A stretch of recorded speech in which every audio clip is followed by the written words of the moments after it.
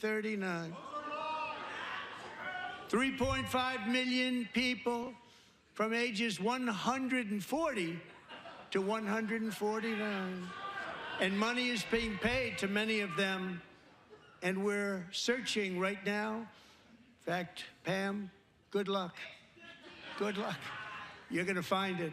But a lot of money is paid out to people because it just keeps getting paid and paid, and nobody does, and it really hurts Social Security and hurts our country. 1.3 million people from ages 150 to 159, and over 130,000 people, according to the Social Security databases, are age over 160 years old.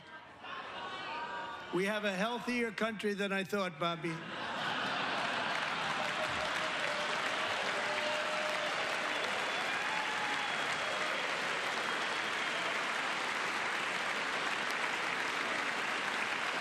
Including, to finish, 1,039 people between the ages of 220 and 220. The age of 240 and 249, and one person is listed at 360 years of age. More than 100 years older than our country. But we're going to find out where that money's going, and it's not going to be pretty. By slashing all of the fraud, waste, and theft we can find, we will defeat inflation, bring down mortgage rates, lower car payments and grocery prices, protect our seniors, and put more money in the pockets of American families.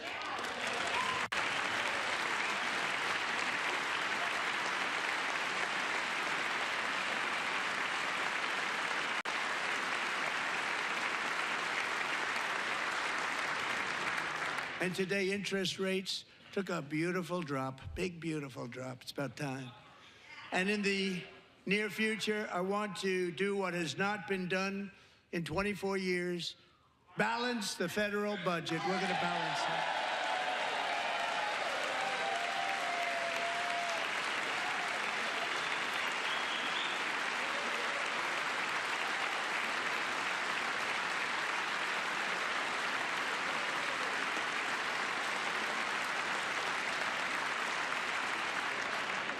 With that goal in mind, we have developed in great detail what we are calling the Gold Card, which goes on sale very, very soon. For $5 million, we will allow the most successful job-creating people from all over the world to buy a path to U.S. citizenship. It's like the green card, but better and more sophisticated. And these people will have to pay tax in our country. They won't have to pay tax from where they came. The money that they've made, you wouldn't want to do that, but they have to pay tax, create jobs. They'll also be taking people out of colleges and paying for them so that we can keep them in our country instead of having them being forced out. Number one, at the top school, as an example, being forced out and not being allowed to stay and create tremendous numbers of jobs and great success for a company out there. So while we take out the criminals, killers, traffickers, and child predators who are allowed to enter our country under the open border policy of these people, the Democrats, the Biden administration, the open border insane policies that you've allowed to destroy our country, we will now bring in brilliant, hardworking, job-creating people. They're going to pay a lot of money, and we're going to reduce our debt with that money.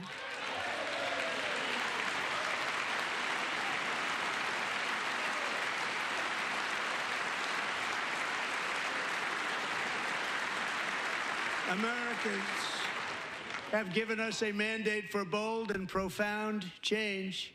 For nearly 100 years, the federal bureaucracy has grown until it has crushed our freedoms, ballooned our deficits, and held back America's potential in every possible way. The nation founded by pioneers and risk-takers now drowns under millions and millions of pages of regulations and debt. Approvals that should take 10 days to get instead take 10 years, 15 years, and even 20 years before you're rejected. Meanwhile, we have hundreds of thousands of federal workers who have not been showing up to work. My administration will reclaim power from this unaccountable bureaucracy, and we will restore true democracy to America again.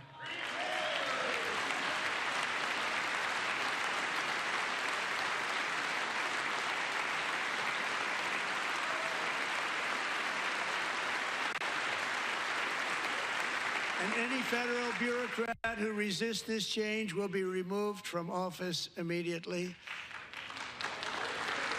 Because we are draining the swamp. It's very simple.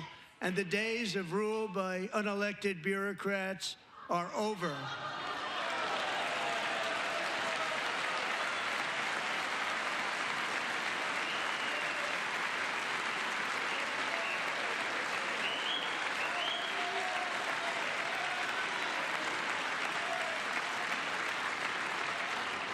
And the next phase of our plan to deliver the greatest economy in history is for this Congress to pass tax cuts for everybody. They're in there. They're waiting for you to vote.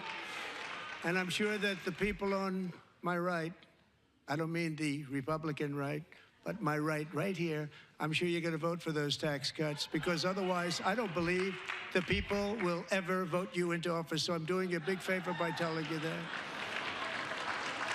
But I know this group is going to be voting for the tax.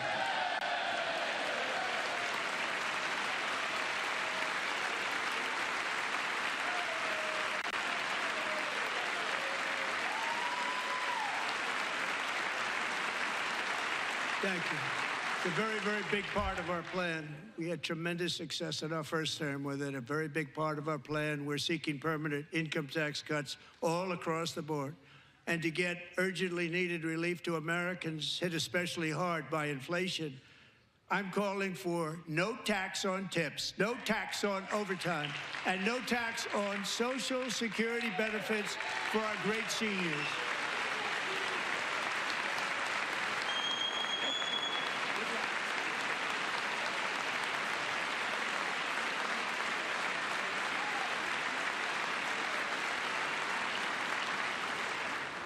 And I also want to make interest payments on car loans tax deductible, but only if the car is made in America.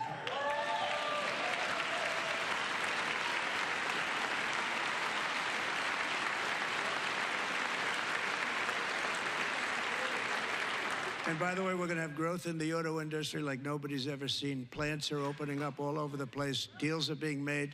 Never seen. That's a combination of the election win and tariffs. It's a beautiful word, isn't it? That, along with our other policies, will allow our auto industry to absolutely boom. It's going to boom. Spoke to the majors today, all three, the top people, and they're so excited. In fact, already numerous car companies have announced that they will be building massive automobile plants in America, with Honda just announcing a new plant in Indiana, one of the largest anywhere in the world.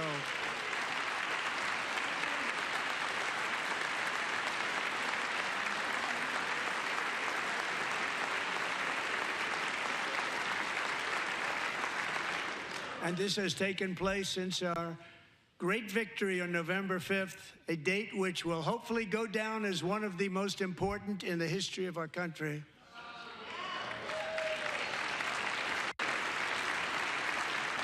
In addition, as part of our tax cuts, we want to cut taxes on domestic production and all manufacturing. And just as we did before, we will provide 100% expensing. It will be retroactive to January 20th, 2025. And it was one of the main reasons why our tax cuts were so successful in our first term, giving us the most successful economy in the history of our country, first term. We had a great first term.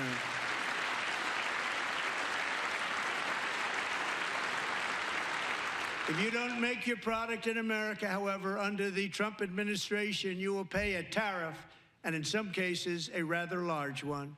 Other countries have used tariffs against us for decades, and now it's our turn to start using them against those other countries.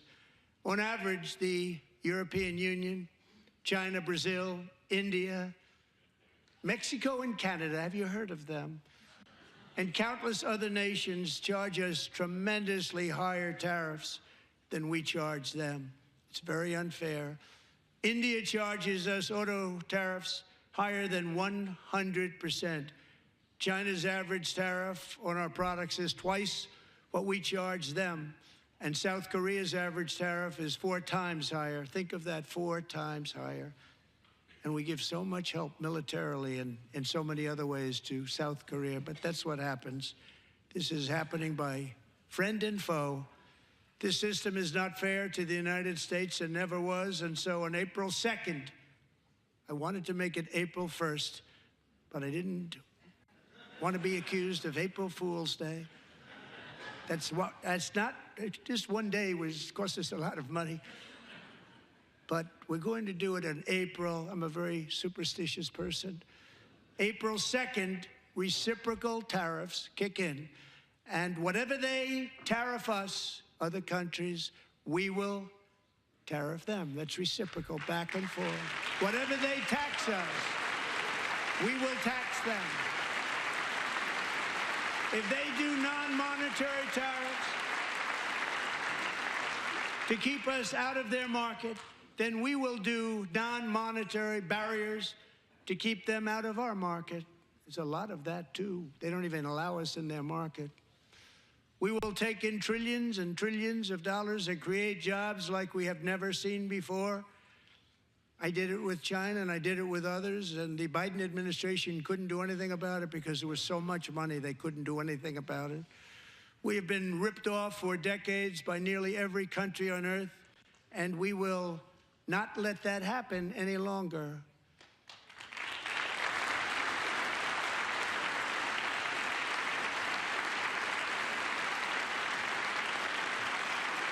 Much has been said over the last 3 months about Mexico and Canada, but we have very large deficits with both of them. But even more importantly, they've allowed fentanyl to come into our country at levels never seen before, killing hundreds of thousands of our citizens and many very young, beautiful people, destroying families. Nobody's ever seen anything like it. They are, in effect, receiving subsidies of hundreds of billions of dollars. We pay subsidies to Canada and to Mexico of hundreds of billions of dollars, and the United States will not be doing that any longer. We're not going to do it any longer.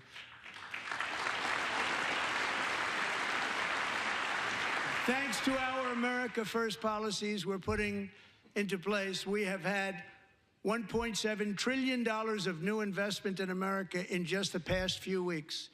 The combination of the election and our economic policies that people of SoftBank, one of the most brilliant anywhere in the world, announced a $200 billion investment.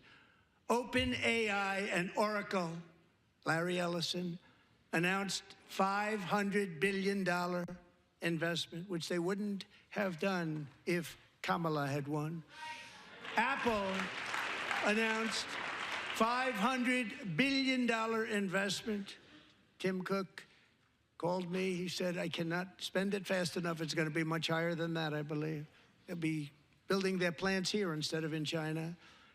And just yesterday, Taiwan Semiconductor, the biggest in the world, most powerful in the world, has a tremendous amount, 97% of the market, announced a $165 billion investment to build the most powerful chips on earth right here in the USA.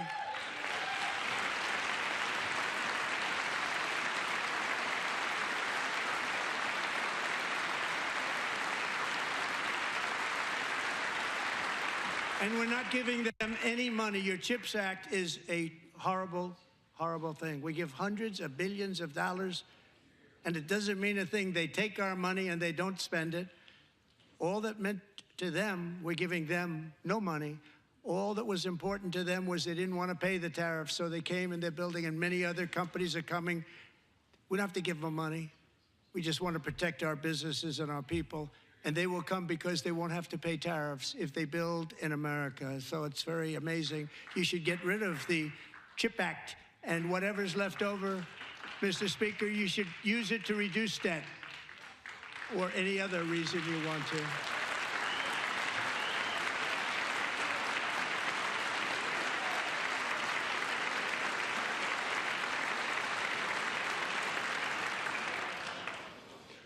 Our new trade policy will also be great for the American farmer. I love the farmer. Who will now be selling into our home market, the USA, because nobody is going to be able to compete with you. Because there's goods that come in from other countries and companies, they're really in a bad position in so many different ways. They're uninspected.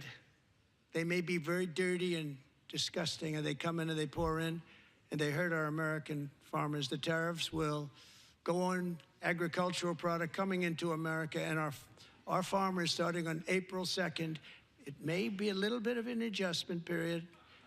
We had that before when I made the deal with China, $50 billion of purchases, and I said, just bear with me, and they did. They did. Probably have to bear with me again, and this will be even better. That was great. The problem with it was that Biden didn't enforce it. He didn't enforce it. $50 billion of purchases, and we were doing great, but Biden did not enforce it, and it hurt our farmers. But our farmers are going to have a field day right now. So to our farmers, have a lot of fun. I love you too. I love you too. It's all going to happen.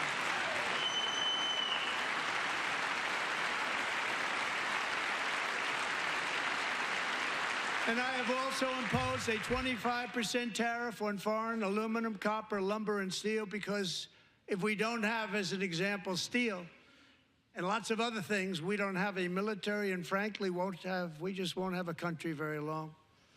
Here today is a proud American steelworker, fantastic person from Decatur, Alabama, Jeff Denard.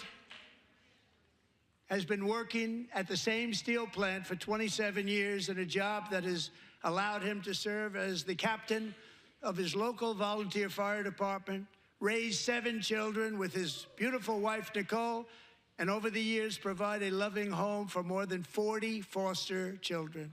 So great, Jeff.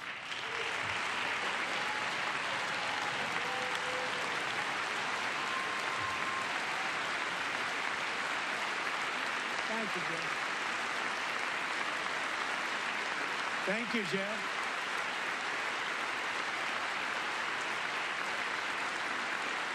Stories like Jeff's remind us that tariffs are not just about protecting American jobs. They're about protecting the soul of our country. Tariffs are about making America rich again and making America great again, and it's happening, and it will happen rather quickly. There'll be a little disturbance, but we're okay with that. It won't be much. No, you're not. Oh. And look where Biden took us, very low, the lowest we've ever been. Jeff, I want to thank you very much. And I also want to recognize another person who has devoted herself to foster care community. She works so hard on it. A very loving person, our magnificent First Lady of the United States.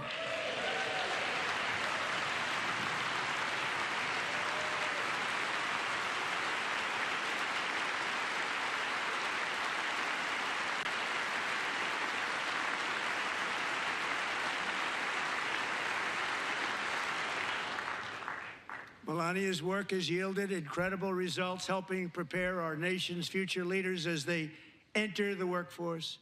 Our First Lady is joined by 2 impressive young women, very impressive. Haley Ferguson, who benefited from the First Lady's Fostering the Future initiative and is poised to complete her education and become a teacher. And Elliston Berry, who became a victim of an illicit deepfake image produced by a peer. With Elliston's help, the Senate just passed the Take It Down Act, and this is so important. Thank you very much, John. John Thune, thank you. Stand up, John. Thank you, John.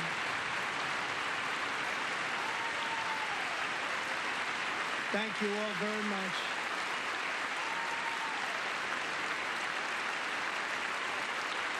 Thank you. And thank you to John Thune and the Senate. Great job. To criminalize the publication of such images online is a terrible, terrible thing. And once it passes the House, I look forward to signing that bill into law. Thank you. And I'm going to use that bill for myself, too, if you don't mind. Because nobody gets treated worse than I do online. Nobody. That's great. Thank you very much to the Senate. Thank you. But if we truly care about protecting Americans' children, no step is more crucial than securing America's borders. Over the past 4 years, 21 million people poured into the United States. Many of them were murderers, human traffickers, gang members, and other criminals from the streets of dangerous cities all throughout the world. Because of Joe Biden's insane and very dangerous open border policies, they are now strongly embedded in our country, but we are getting them out and getting them out fast.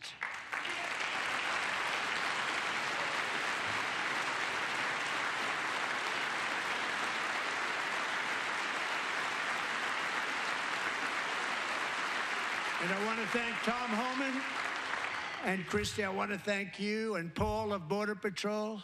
I want to thank you. What a job they've all done. Everybody, Border Patrol, ICE, law enforcement in general is incredible. We have to take care of our law enforcement. Have to.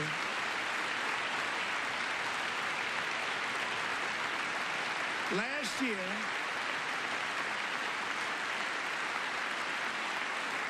a brilliant 22-year-old nursing student named Laken Riley, the best in her class, admired by everybody, went out for a jog on the campus of the University of Georgia.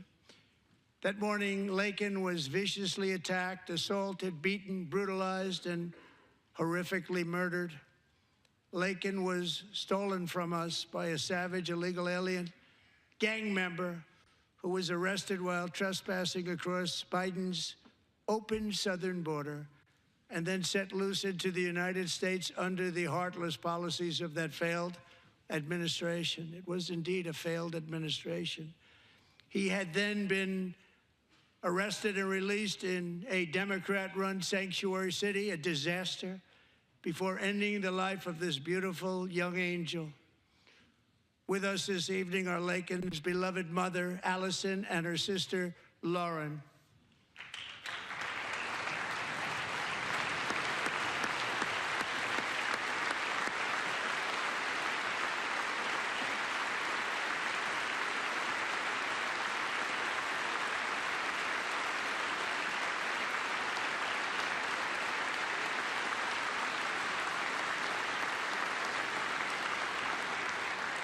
Last year, I told Laken's grieving parents that we would ensure their daughter would not have died in vain. That's why the very first bill I signed into law as your 47th president mandates the detention of all dangerous criminal aliens who threaten public safety. It's a very strong, powerful act.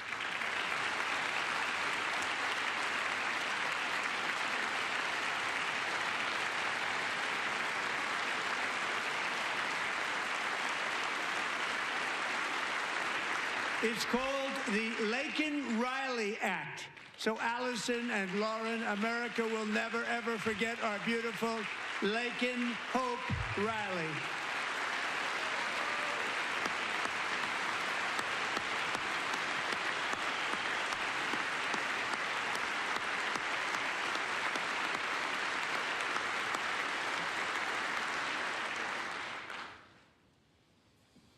Thank you very much. Since taking office, my administration has launched the most sweeping border and immigration crackdown in American history, and we quickly achieved the lowest numbers of illegal border crossers ever recorded. Thank you.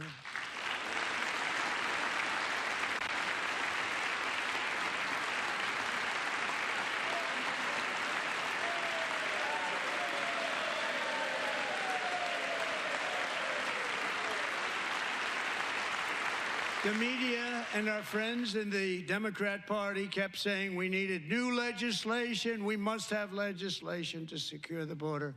But it turned out that all we really needed was a new president.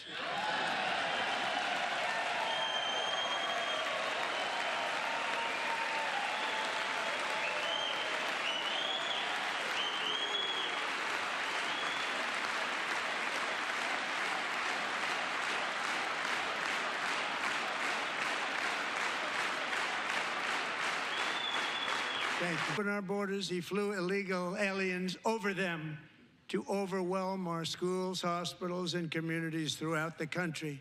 Entire towns like Aurora, Colorado, and Springfield, Ohio, buckled under the weight of the migrant occupation and corruption like nobody's ever seen before. Beautiful towns destroyed. Now, just as I promised in my inaugural address, we are achieving the great liberation of America.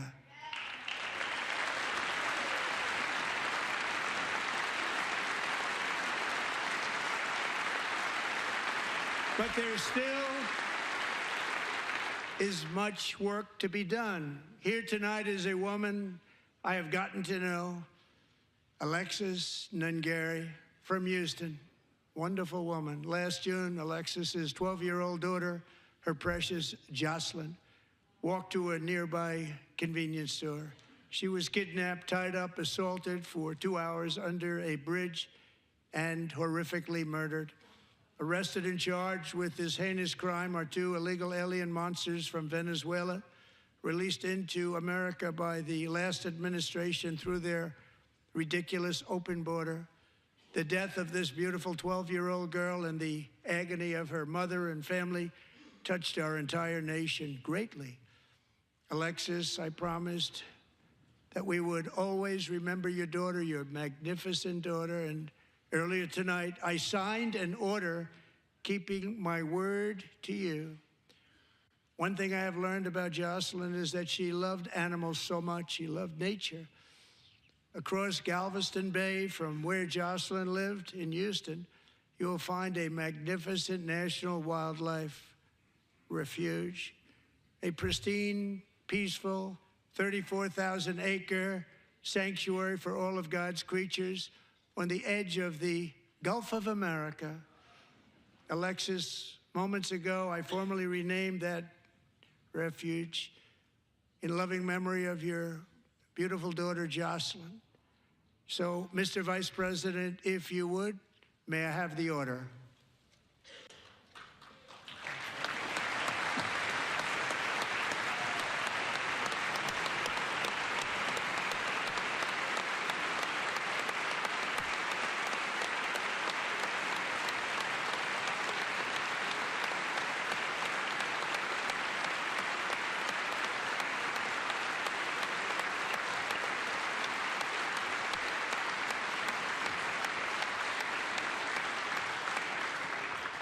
Thank you very much.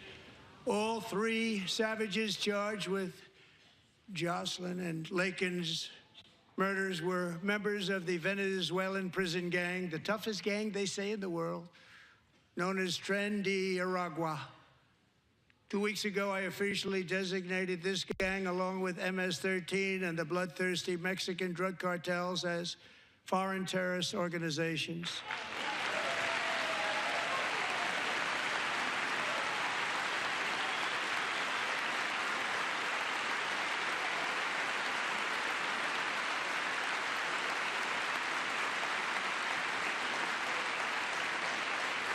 They are now officially in the same category as ISIS, and that's not good for them.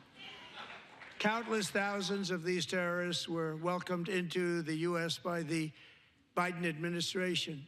But now every last one will be rounded up and forcibly removed from our country, or, if they're too dangerous, put in jails, standing trial in this country, because we don't want them to come back ever. With us this evening is a warrior on the front lines of that battle, Border Patrol Agent Roberto Ortiz. Great guy.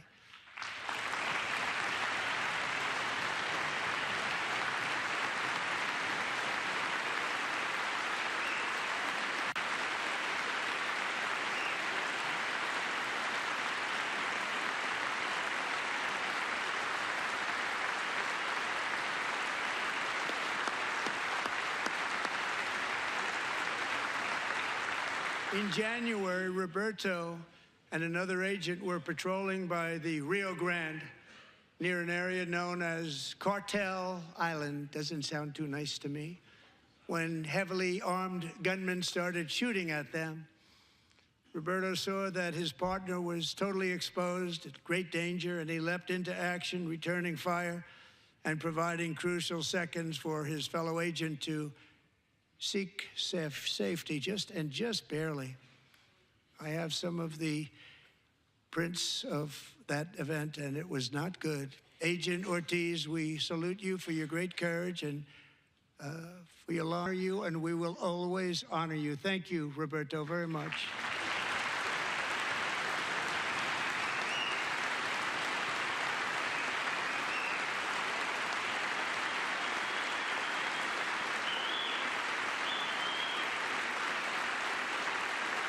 Thank you, Roberto. And I actually got to know him on my many calls to the border. He's a great gentleman. The territory to the immediate south of our border is now dominated entirely by criminal cartels that murder, rape, torture, and exercise total control. They have total control over a whole nation, posing a grave threat to our national security. The cartels are waging war on America, and it's time for America to wage war on the cartels, which we are doing.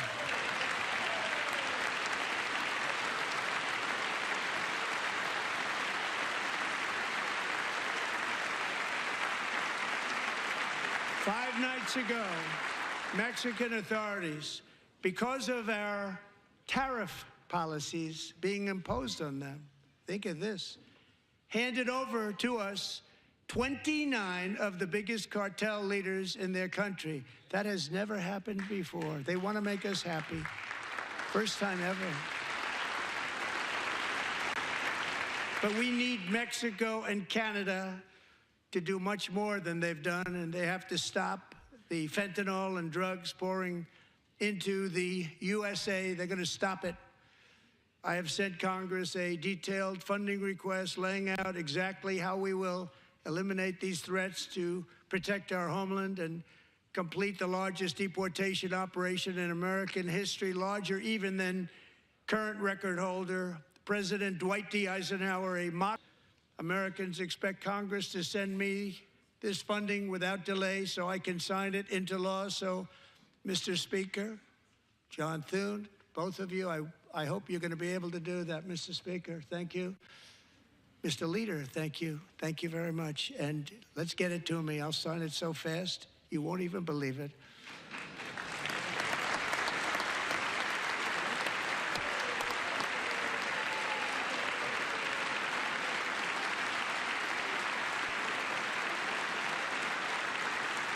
And as we reclaim our sovereignty, we must also bring back law and order to our cities and towns.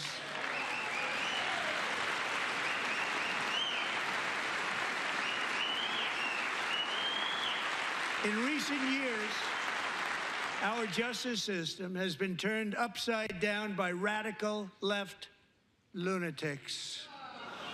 Many jurisdictions virtually ceased enforcing the law against dangerous repeat offenders while weaponizing law enforcement against political opponents like me. My administration has acted swiftly and decisively to restore fair, equal, and impartial justice under the constitutional rule of law, starting at the FBI and the DOJ. Pam, good luck. Cash, wherever you may be, good luck. Good luck. Pam Bondi, good luck. So important. Going to do a great job. Cash, thank you. Thank you, Cash.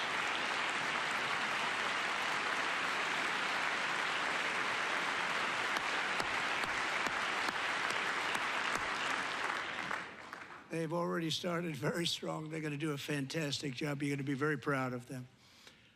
We're also once again giving our police officers the support, protection, and respect they so dearly deserve. They have to get it. They have such a hard, dangerous job, but we're going to make it less dangerous. The problem is the bad guys don't respect the law, but they're starting to respect it, and they soon will respect it.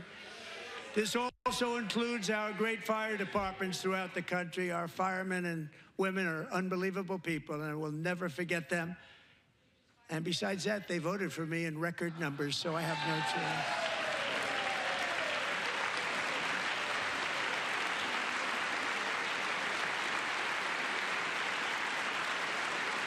One year ago this month, 31-year-old New York police officer Jonathan Diller, unbelievably wonderful person and a great officer, was gunned down at a traffic stop on Long Island. I went to his funeral. The vicious criminal charged with his murder had 21 prior arrests, and they were rough arrests, too. He was a real bad one. The thug in the seat next to him had 14 prior arrests and went by the name of Killer. He was Killer. He killed other people, they say, a lot of them. I attended Officer Diller's service, and when I met his wife and one-year-old son, Ryan, it was very inspirational, actually. His widow's name is Stephanie, and she is here tonight. Stephanie, thank you very much, Stephanie. Thank you very much.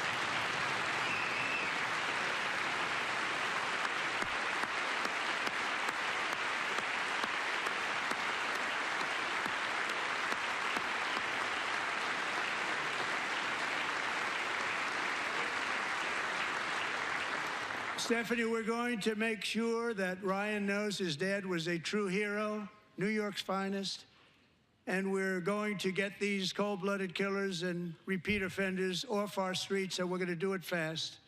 Got to stop it. They get out with 28 arrests. They push people into subway trains.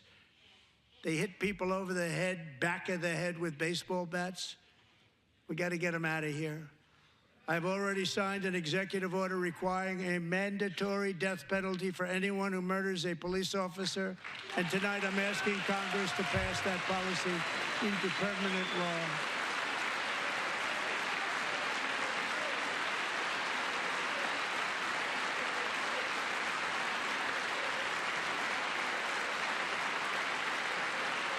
I'm also asking for a new crime bill getting tough on repeat offenders while enhancing protections for America's police officers so they can do their jobs without fear of their lives being totally destroyed.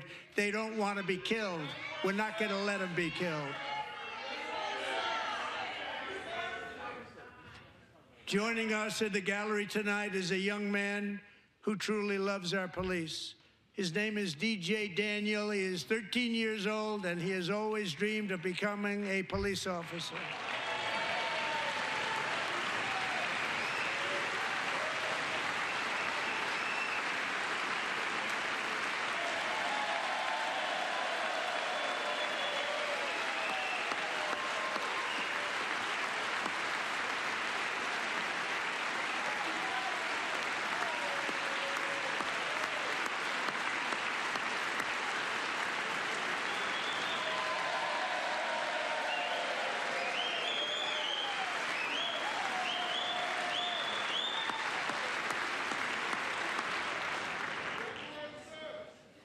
But in 2018, DJ was diagnosed with brain cancer. The doctors gave him 5 months at most to live. That was more than 6 years ago.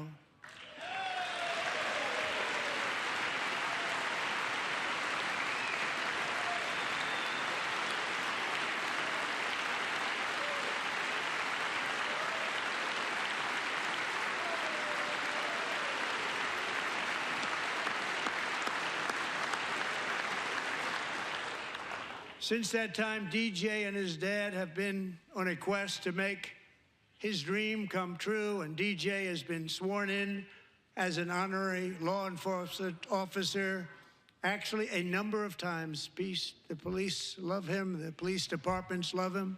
And tonight, DJ, we're going to do you the biggest honor of them all. I am asking our new Secret Service Director, Sean Curran, to officially make you an agent of the United States Secret Service.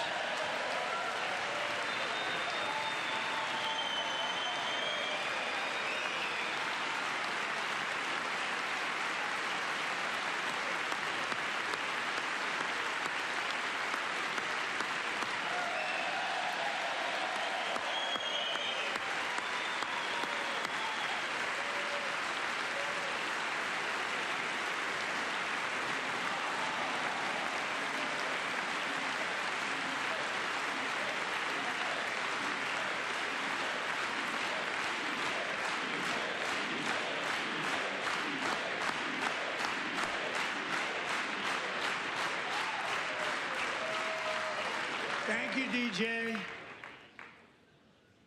DJ's doctors believe his cancer likely came from a chemical he was exposed to when he was younger. Since 1975, rates of child cancer have increased by more than 40%. Reversing this trend is one of the top priorities for our new presidential commission to make America healthy again, chaired by our new Secretary of Health and Human Services, Robert F. Kennedy, Jr.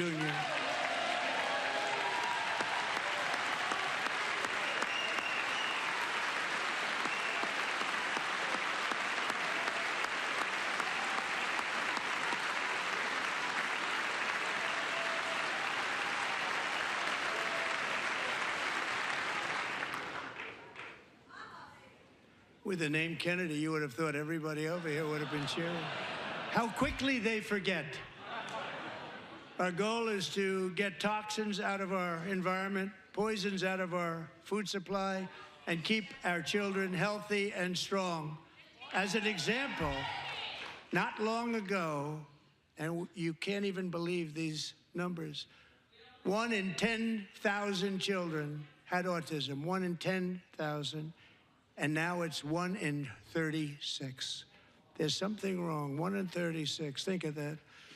So we're gonna find out what it is, and there's nobody better than Bobby and all of the people that are working with you. You have the best to figure out what is going on. Okay, Bobby, good luck. It's a very important job, thank you.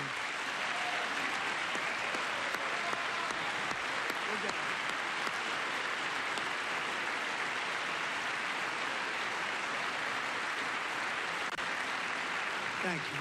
My administration is also working to protect our children from toxic ideologies in our schools. A few years ago, January Littlejohn and her husband discovered that their daughter's school had secretly, socially transitioned their 13-year-old little girl. Teachers and administrators conspired to deceive January and her husband while encouraging her daughter to use a new name and pronouns. They, them pronoun, actually, all without telling January, who is here tonight and is now a courageous advocate against this form of child abuse. January, thank you. Thank you. Thank you very much.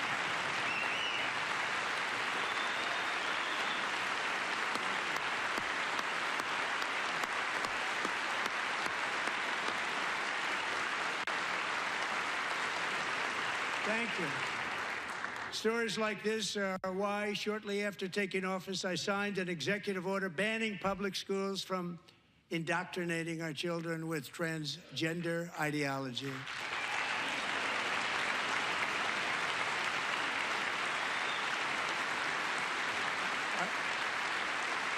I also signed an order to cut off all taxpayer funding to any institution that engages in the sexual mutilation of our youth.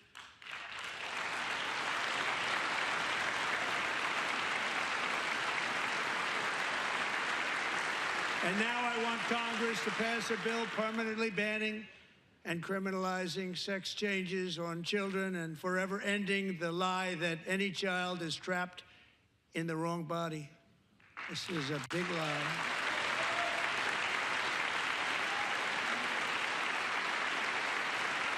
And our message to every child in America is that you are perfect exactly the way God made you.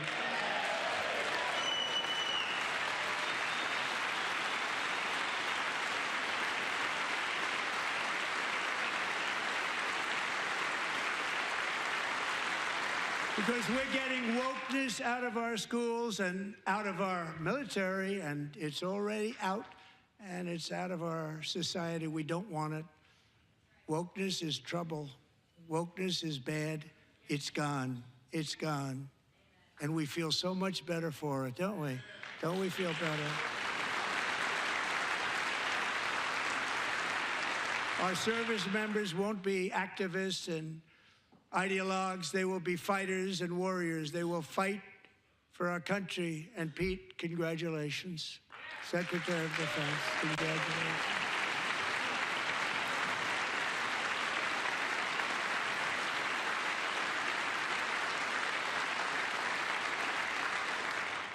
And he's not big into the woke movement, I can tell you. I know him well. I am pleased to report that in January, the U.S. Army had its single best recruiting month in 15 years, and that all armed services are having among the best recruiting results ever in the history of our services. What a difference.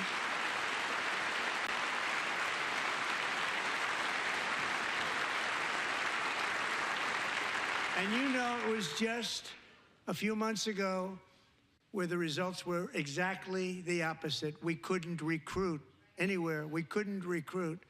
Now we're having the best results just about that we've ever had. What a tremendous turnaround. It's really a beautiful thing to see. People love our country again. It's very simple. They love our country, and they love being in our military again. So it's a great thing, and thank you very much. Great job. Thank you.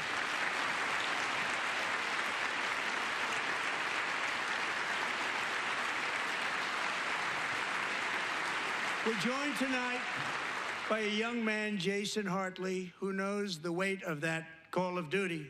Jason's father, grandfather, and great-grandfather all wore the uniform. Jason tragically lost his dad, who was also a Los Angeles County Sheriff's deputy when he was just a boy, and now he wants to carry on the family legacy of service. Jason is a senior in high school, a 6-letter varsity athlete, a really good athlete, they say, a brilliant student with a 4.46, that's good, GPA. And his greatest dream is to attend the U.S. Military Academy at West Point.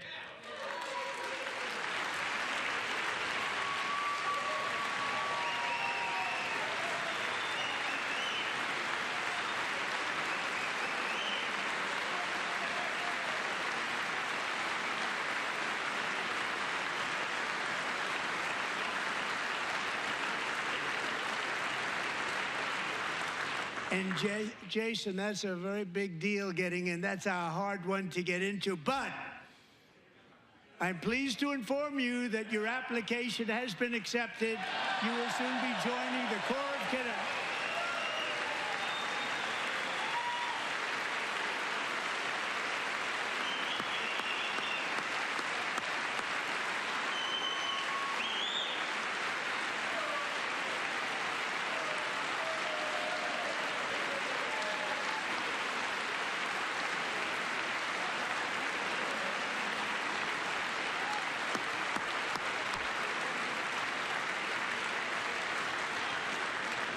Thank you.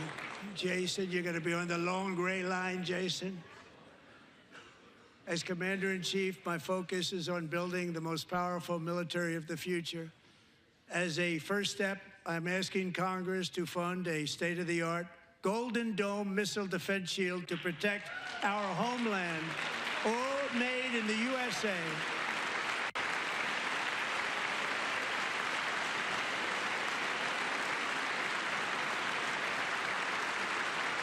And Ronald Reagan wanted to do it long ago, but the technology just wasn't there, not even close. But now we have the technology. It's incredible, actually. And other places, they have it. Israel has it. Other places have it. And the United States should have it too, right, Tim, right? They should have it too. So I want to thank you. But it's a very, very important. This is a very dangerous world. We should have it. We want to be protected, and we're going to protect our citizens like never before. To boost our defense industrial base, we are also going to resurrect the American shipbuilding industry, including commercial shipbuilding and military shipbuilding.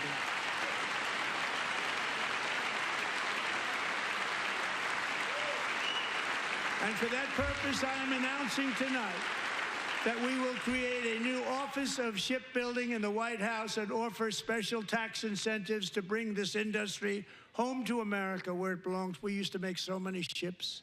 We don't make them anymore very much, but we're going to make them very fast, very soon. It will have a huge impact. To further enhance our national security, my administration will be reclaiming the Panama Canal, and we've already started doing it.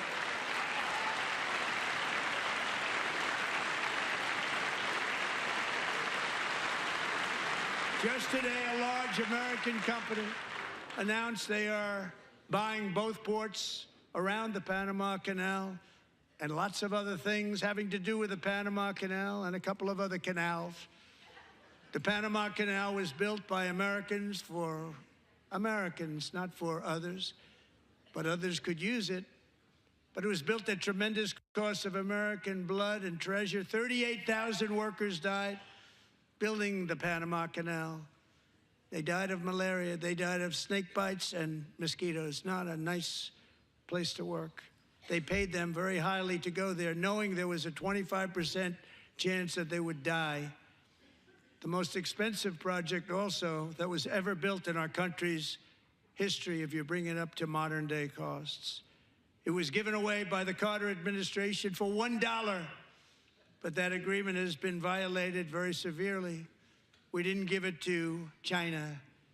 We gave it to Panama, and we're taking it back.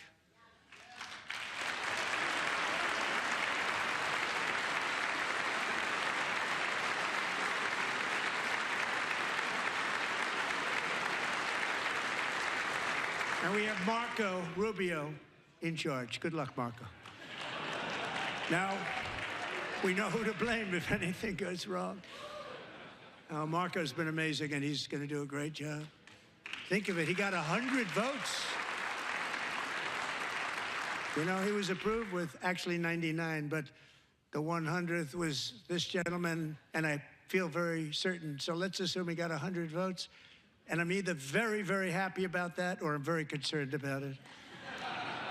But he's already proven. I mean, he's a great gentleman. He's respected by everybody, and we appreciate you voting for Marco. He's going to do a fantastic job. Thank you. Thank you. He's doing a great job.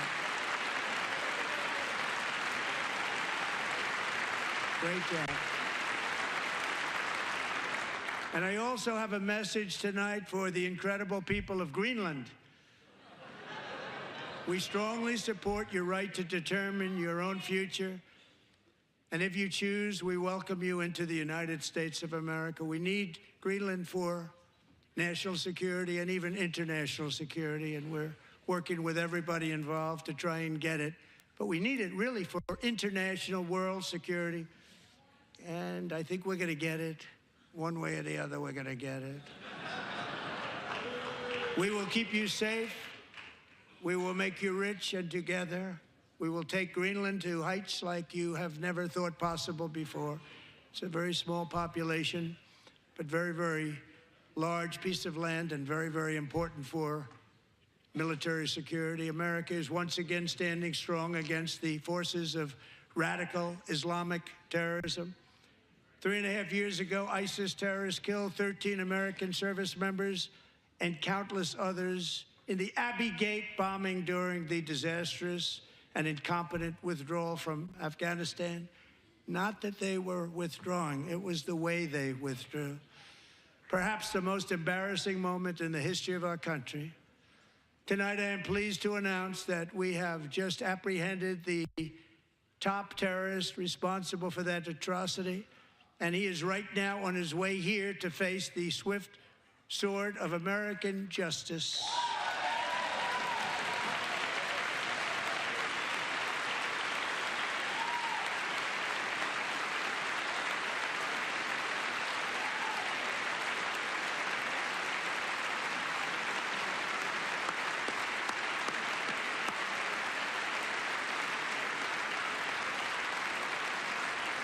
And I want to thank especially the government of Pakistan for helping arrest this monster.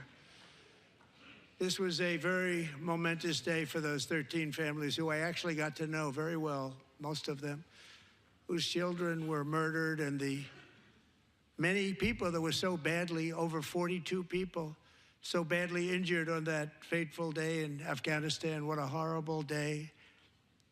Such incompetence was shown.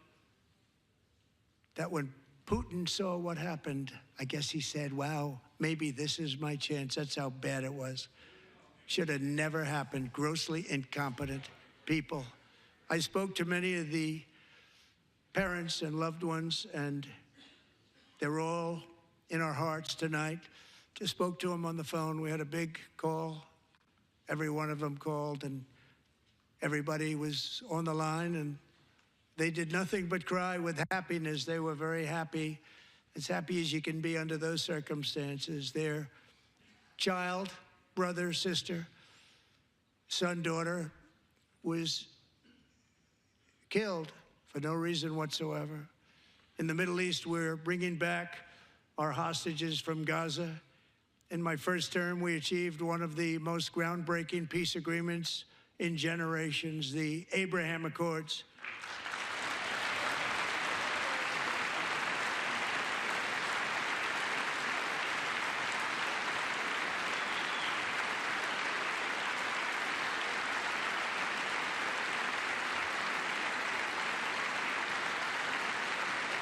And now we're going to build on that foundation to create a more peaceful and prosperous future for the entire region. A lot of things are happening in the Middle East. People have been talking about that so much lately with everything going on with Ukraine and Russia. But a lot of things are happening in the Middle East. It's a rough neighborhood, actually. I'm also working tirelessly to end the savage conflict in Ukraine. Millions of Ukrainians and Russians have been needlessly killed or wounded in this horrific and brutal conflict with no end in sight. The United States has sent hundreds of billions of dollars to support Ukraine's defense with no security, with no anything.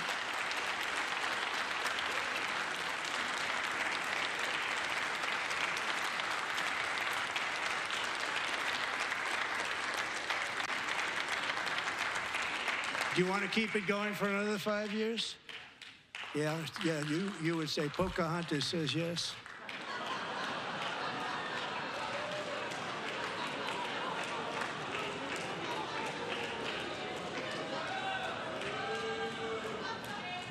"2,000 people are being killed every single week. More than that. They're Russian young people. They're Ukrainian young people. They're not Americans. But I want it to stop. Meanwhile, Europe has sadly spent more money buying Russian oil and gas than they have spent on defending Ukraine, by far. Think of that. They've spent more buying Russian oil and gas than they have defending. And we've spent perhaps $350 billion, like taking candy from a baby. That's what happened. And they've spent $100 billion. What a difference that is. And we have an ocean separating us, and they don't. But we're getting along very well with them, and lots of good things are happening. Biden has authorized more money in this fight than Europe has spent, by billions and billions of dollars. It's hard to believe that they wouldn't have stopped it and said, at some point, come on, let's equalize. You got to be equal to us. But that didn't happen. Earlier today, I received an important letter from President Zelensky of Ukraine. The letter reads, "Ukraine is ready to come to the negotiating table as soon as possible to bring lasting peace closer. Nobody wants peace more than the Ukrainians," he said. "My team and I stand ready to work under President Trump's strong leadership to get a peace that lasts. We do really value how much America has done to help Ukraine maintain its sovereignty and independence. Regarding the agreement on minerals and security, Ukraine is ready to sign it at any time that is convenient for you." I appreciate that he sent this letter, just got it a little while ago. Simultaneously, we've had serious discussions with Russia and have received strong signals that they are ready for peace. Wouldn't that be beautiful? Wouldn't that be beautiful?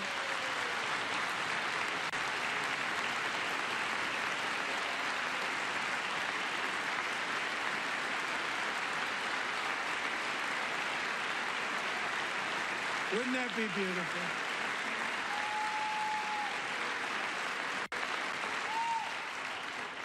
It's time to stop this madness. It's time to halt the killing.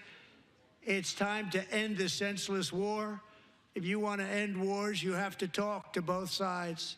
Nearly 4 years ago, amid rising tensions, a history teacher named Mark Fogel was detained in Russia and sentenced to 14 years in a penal colony. Rough stuff. The previous administration barely lifted a finger to help him. They knew he was innocent, but they had no idea where to begin. But last summer, I promised his 95-year-old mother, Malphine, that we would bring her boy safely back home. After 22 days in office, I did just that, and they are here tonight.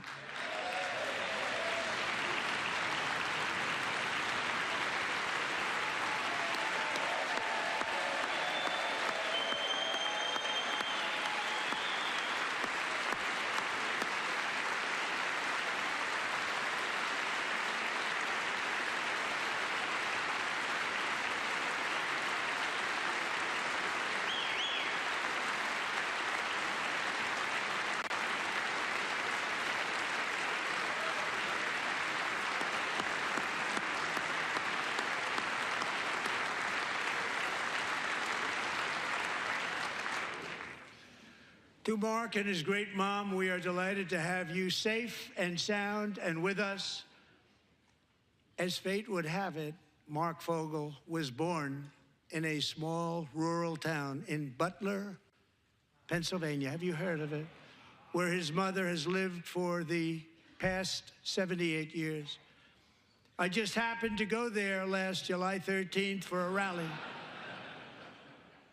That was not pleasant. And that is where I met his beautiful mom right before I walked onto that stage. And I told her I would not forget what she said about her son.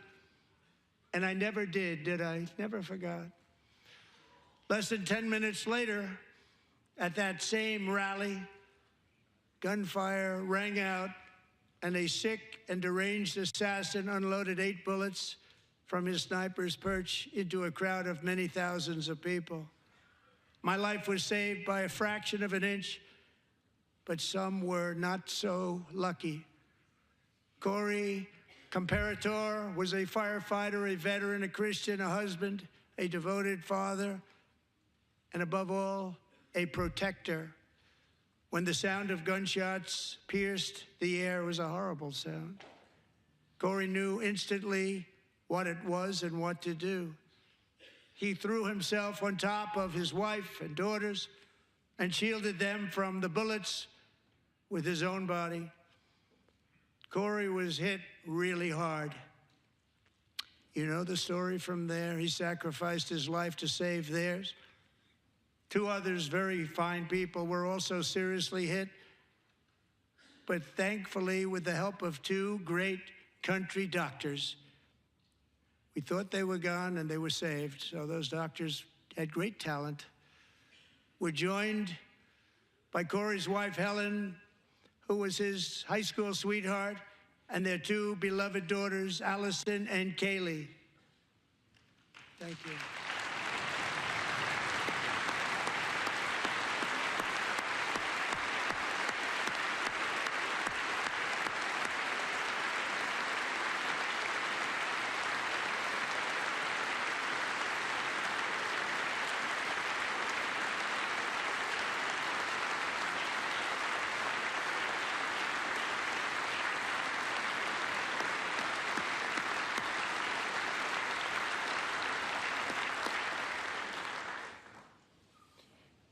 To Helen, Allison, and Kaylee, Corey is looking down on his 3 beautiful ladies right now, and he is cheering you on. He loves you. He is cheering you on. Corey was taken from us much too soon, but his destiny was to leave us all with a shining example of the selfless devotion of a true American patriot. It was love like Corey's that built our country, and it's love like Corey's that is going to make our country more majestic than ever before. I believe that my life was saved that day in Butler for a very good reason. I was saved by God to make America great again. I believe that. Thank you. Thank you.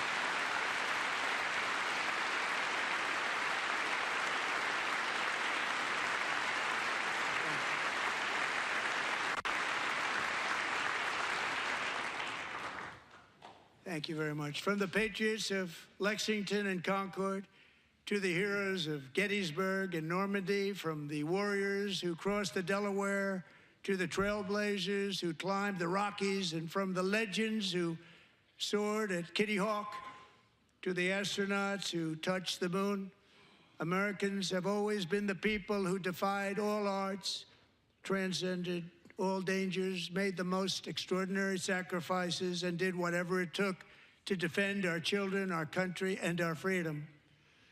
And as we have seen in this chamber tonight, that same strength, faith, love, and spirit is still alive and thriving in the hearts of the American people. Despite the best efforts of those who would try to censor us, silence us, break us, destroy us, Americans are today a proud, free, sovereign, and independent nation that will always be free, and we will fight for it till death. We will never let anything happen to our beloved country.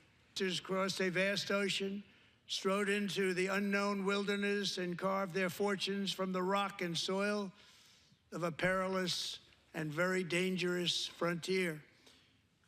They built the railroads, laid the highways, and graced the world with American marvels like the Empire State Building, the mighty Hoover Dam, and the towering Golden Gate Bridge.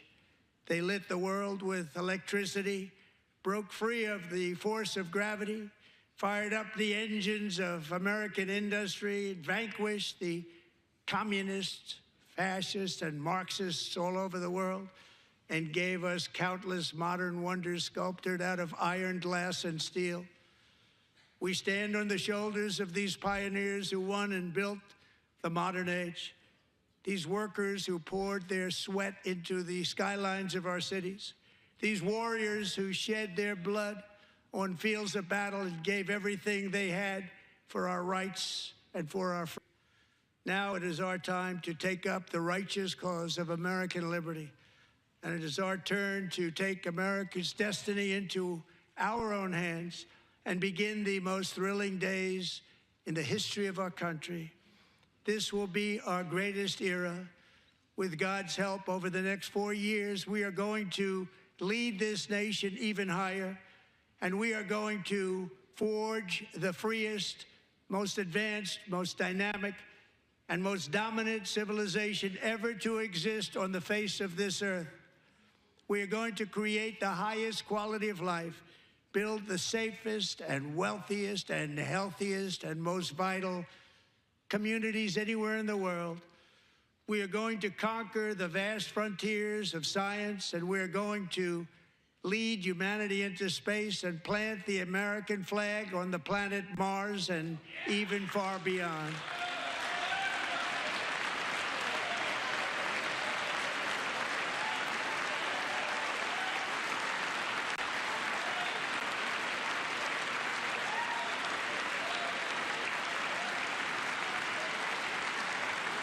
And through it all, we are going to rediscover the unstoppable power of the American spirit. And we are going to renew unlimited promise of the American dream. Every single day, we will stand.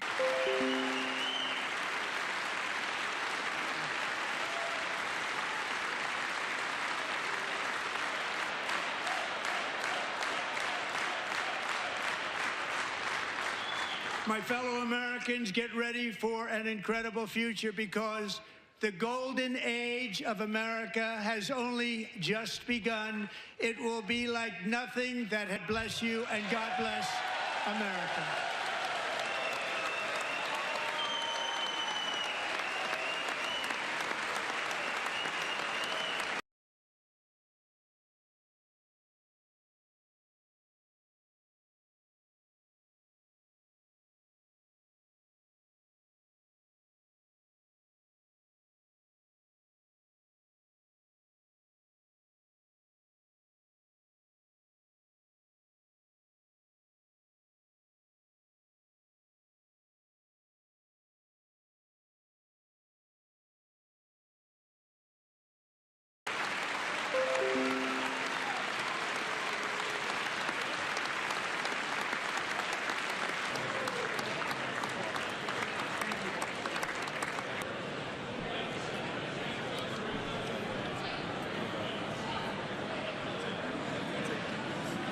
Thank you very much. Great job. Thank you. Great honor. Thank you. Some of the recap of what we just heard for a little over an hour and 40 minutes. President Trump touching on so many key focal points that you have heard him discuss throughout the last 43 days, including tariffs, including the illegal immigration crisis, including crime, including the wars between Israel and Hamas and Russia and Ukraine, and so many of these issues that we have heard from President Trump and candidate Trump as well. You see him there greeting members of the Supreme Court, members of his cabinet, senators as well. House chamber there. We're going to keep this shot up because we have joining us now my colleague Austin Westfall here in the Live Now newsroom and our friend there at 24 Site News, Tom. Somewhat of a cookie cutter Trump speech. We've heard him say a lot. Did they do themselves any favors with that tonight, Tom?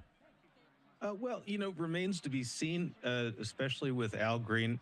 Remember that Al Green back in 2017 was the first member of Congress to file articles of impeachment against then President Trump in the first term.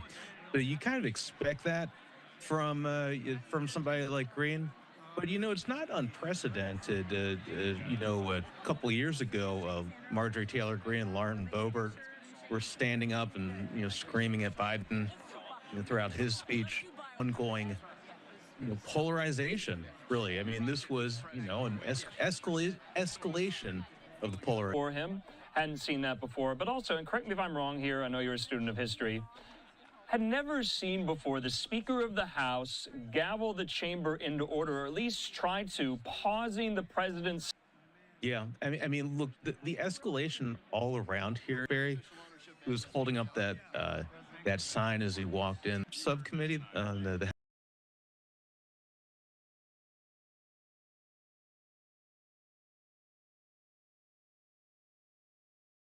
House Oversight Committee. She used to be in the Obama White House as a budget staffer. I mean, there's so many facets of this that were heightened seen before. And I think you also have to take that in context of what the first month and a half have been like. I mean, look, for everything that was stated inside the room, there was a lot that was not talked about. You heard the Democrats yelling about the January 6 convicts who were pardoned repeatedly. So everything is incredibly heightened. And this also comes within the context of there's a government shutdown potential.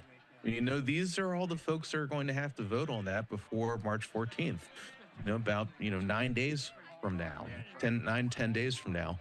So, I mean, Yeah, and we see the president there about to exit the House chamber right now. We're going to keep these shots up. Remember, we're getting a Democratic rebuttal very, very soon here from Michigan Democratic Senator, the freshman Alyssa Slotkin.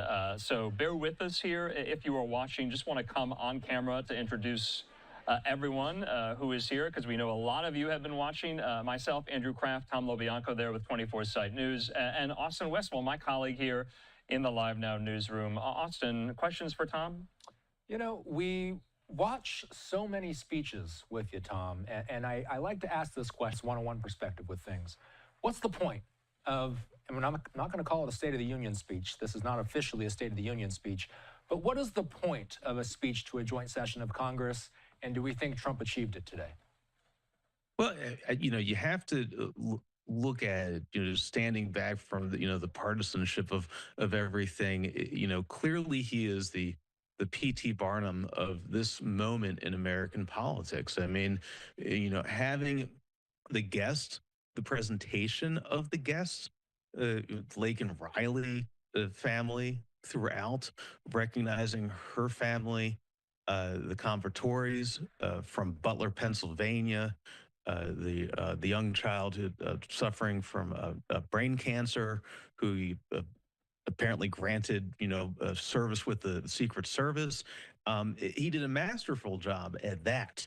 And he understands, I mean, look, this is a someone who talks about a former president and current president now, who talks about an era in American politics when with McKinley. And, it was right after McKinley when we had Teddy Roosevelt, who, crafted the idea of the bully pulpit. And here he is using it incredibly effectively. And now I saw Live Now numbers look great. I mean, it's like election night almost. So we got to see how much of America tuned in for this. How much does it resonate? And for the opposition here, for the minority party, for the Democrats really have to chart a way forward. Democrats really have to chart a way forward here. My 24 Site News colleague in very first 24 Site News Virginia state elections. That will be the first big test of the national sentiment in this second Trump term. Filing deadline is coming up very soon. You have to think that for the Democrats in particular, this is why they pick somebody like Alyssa Slotkin, a moderate, did very well, outperformed Kamala Harris in Michigan, still a key battleground state. Berger is running for governor of Virginia. So I imagine that she's going to be talking about things like housing, the cost of groceries, the impacts of tariffs, things that Trump even hinted at, Who are trying to get comments from some of these members of Congress here. In the meantime, remember that we wanted to get reaction from social media. There were quite a few moments that a lot of people were talking about on social media, on X, on Instagram, and other. Low leverage, 5x or 3x. I don't know how else to say it. If I have somebody come at me and say, oh, I took your Trump call. No, I said low leverage. I don't normally long right here, guys. I do not normally long in this area. I would not typically, unless it is 3, okay? I just want everybody to know. Understand, if you go 10x, you're going to get liquidated. If you go 15x, you're going to get liquidated. If you go 7, you are probably going to get liquidated, okay? So please don't blow up my DMs asking me for stop losses and stuff. I was very, very clear on this being a risky call. All right?